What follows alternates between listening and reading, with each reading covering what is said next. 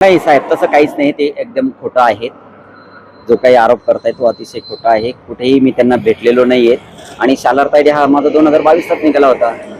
त्याच्यामुळे वेगवेगळ्या आंदोलनांच्या मार्फत आम्ही संघटनांच्या मार्फत आम्ही निवेदन देत होतो. फक्त आम्हाला ग्रँड मिळावी यासाठीच. बाकी शालारचा संबंध कुठलाही त्यांचा संबंध नाही शालारमध्ये.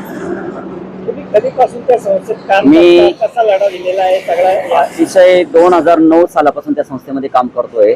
त्यावेळेस त्या संस्थेला ग्रँड पण नव्हती, म्हणजे शाळेला ग्रँड नव्हती. 2020 मध्ये 20% सुरू झाली, नंतर 2023 मध्ये 40% सुरू झाली आणि आता ऑगस्ट 2025 पासून 60% ग्रँड आम्हाला मिळते. एवढा पगार आम्हाला मिळतोय. माझी सर्व्हिस पण आता राहिली नाही. 5 वर्ष सर्व्हिस शिल्लक आहेत.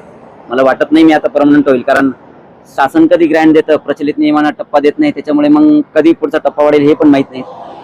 ही जी 20% ग्रँड तुम्हाला मिळाली तुमच्या ज्युनियर कॉलेजला, ती त्यावेळेस कोणाकोणाला अजून मिळाली होती? ती जी 20% मिळाली ती ऑल ग्रँट जे आहे, ऑल महाराष्ट्रामध्ये जेवढे ज्युनियर कॉलेजेस 2000 सालापासून चालू झालेत त्या सर्वांना त्रुटीपात्र कॉलेजेस सोडून सर्वच कॉलेजेसला 20% अनुदान मिळालं होतं. शालारचा आयडी जो तुम्ही फायदा करून बनवून घेतला असं म्हटलं जात आहे, त्याची काय नेमकी वस्तुस्थिती आहे, ते कसं मिळतं आणि कधी कधी कोणाकोणाला मिळत असतं? नाही, ते पण जेव्हा ग्रँट सुरू होते ना सर, त्याच्यानंतर 20% ग्रँट सुरू झाल्यानंतर ऑल महाराष्ट्र सर्वांना शालार आयडीची आवश्यकता असते पेमेंट काढण्यासाठी. त्याच्यामुळे त्याच्यानंतरच आम्हाला शालार आयडी मिळाला. ते देखील त्यावेळेस किती लोकांना मिळालं? ऑल महाराष्ट्रात जेवढ्या कॉलेजेसला ग्रँट मिळाली त्या सर्वच शिक्षकांना त्यावेळेस वेळेस शालार आयडी मिळाले. कुठेतरी अशोक खरात याचे तुम्ही भाऊ असल्यामुळे या सगळ्या बातम्या बाहेर येत आहेत. काय वाटतंय तुम्हाला, नेमकं का असे तुमच्यावर आरोप सध्या केले जात आहेत? नाही, आता एक कुटुंब म्हणून आमच्याकडे बघितलं जातं, फक्त एवढाच विषय, बाकी दुसरा विषय काहीच नाही याच्यामध्ये. नेमकं काय वाटतं जे काय आता सध्या सुरू आहे, जे वेगवेगळे व्हिडिओ समोर आले, आहे तिथं काही गुन्हे दाखल होत आहेत, तुम्ही भाऊ आहात, तुमचा संपर्क किती त्यांच्या बरोबर यायचा? नाही, आमचा संपर्क फारसा येत नव्हता. फक्त लग्न कार्य वगैरे असेल तर अशाच वेळेस संपर्क यायचा. बाकी इतर वेळेस त्यांचा आमचा काही संपर्क येत नव्हता जास्त. त्याच्यामुळं त्या बाबतीत आम्हाला काही एक माहित नाही.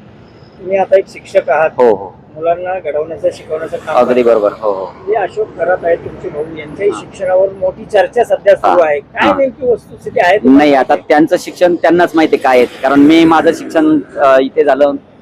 प्राथमिक शिक्षण आमच्या गावामध्ये झालं, कांडवाडीमध्ये. माध्यमिक शिक्षण आमच्या वावीमध्ये झालं आणि तिथून पुढे मी 11वी सायन्स ते MSc संगमनेर कॉलेजला केलेले. त्याच्यामुळे मी पहिल्यापासून दूरच होतो.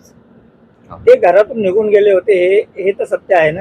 हो, हे सत्य आहे, पण त्यावेळेस मी फार लहान होतो, त्याच्यामुळे मला तो काळ आठवत नाहीये. अगदी लहान होतो मी त्याच्यामुळे. आणि त्याच्यानंतर मी इकडे आलो संगमनेरला, म्हणजे मधला स्पॅन खूप मोठा गेला.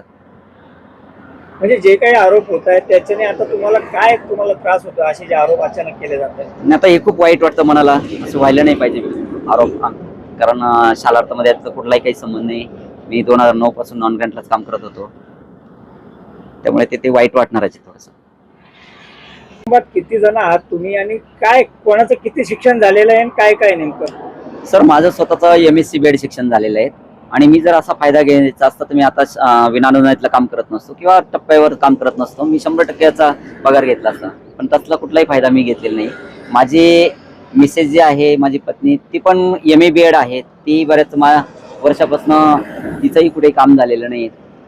तिचंही आम्ही मग असं करायचं असतं, फायदा घ्यायचा असता तर तिचं पण काम करून घेतलं असतं. पण असं कुठलाही आम्हाला शैक्षणिक फायदा किंवा कुठलाही आम्हाला आर्थिक फायदा झालेला नाहीये.